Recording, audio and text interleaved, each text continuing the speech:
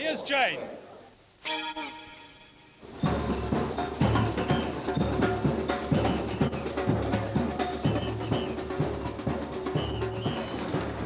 It's Midsummer's Day in Chester, and for centuries that meant one thing, the Midsummer Watch. The festival dates back 500 years, and now, thanks to local historians and enthusiasts, the giants have returned to the city.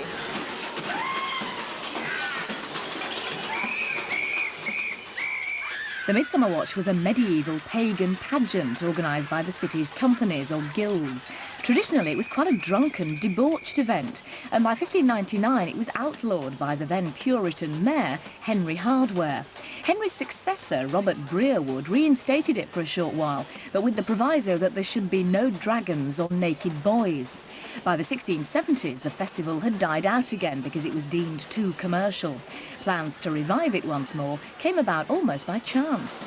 Well, the whole process goes back about 10 years when I was involved in writing a short book about Chester and started to do research into entertainment in Tudor times and discovered that we had a Midsummer Watch Parade and this wonderful family of giants.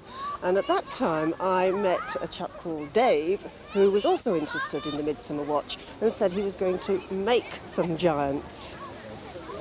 In the medieval period there were giants all over Europe and all over England, and that in fact one of the centres of giant building and one of the most famous family of giants, the only family of giants, had been in Chester. We've all read what we can about the medieval Chester giants and materials that they were made of and what sort of size they were. There's not an awful lot of existing record about them, and we tried to keep within the style, more within the spirit of the medieval procession.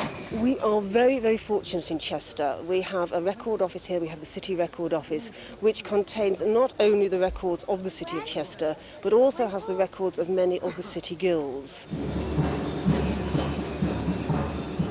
Well, the original guilds, of course, were the craft companies of the city. And in order to trade, one had to be a freeman. And you could only be a freeman if you were apprenticed to an existing freeman within the city walls. So originally, of course, we actually appointed the mayor from amongst our own people. In practice, we actually ran the city. I think they represent sort of wealth and power, really, because each of them were built to represent one of the guilds. If you think of some of the medieval paintings, where, for instance, Jesus is many times larger than the other people in a painting in churches and so on, I think that was their way of representing things, rather than to have perspective in the sense that we understand it.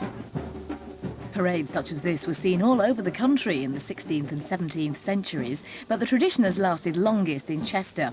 Apart from the unique family of giants and the various beasts that are the mainstay of the procession, revellers can also see angels, dragons, an original mouth of hell, unicorns and a merchant ship. And this year there's a new member of the cast.